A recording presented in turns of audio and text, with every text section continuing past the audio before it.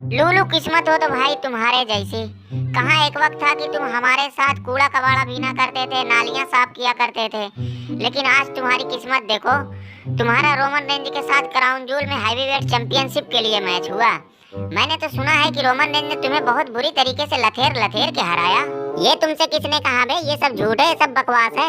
हकीकत तो ये है कि रोमन रेंज हमारे सामने हाथ पैर जोड़ने लगा, गिड़गिड़ाने लगा।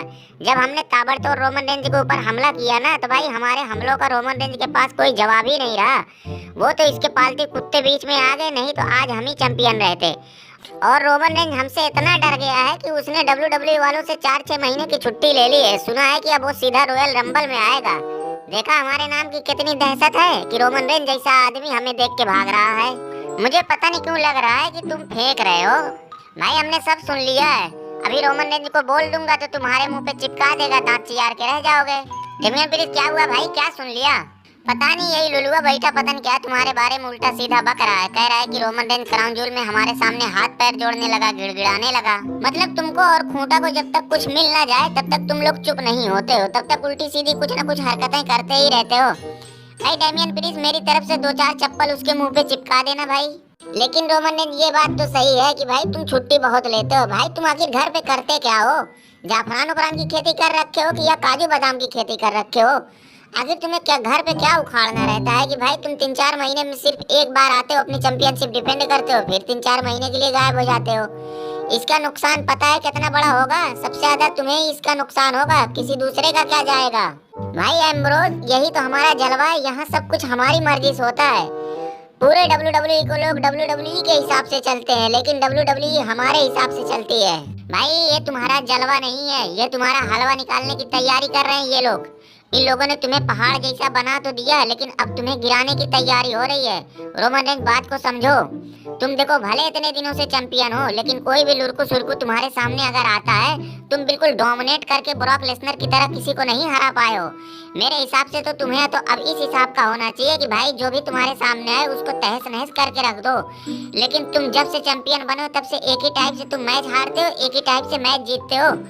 भाई रोमन रेंज ये बात तुम मानो चाहे ना मानो, 1-2 साल में तुम्हारा सारा खेल खत्म हो जाएगा।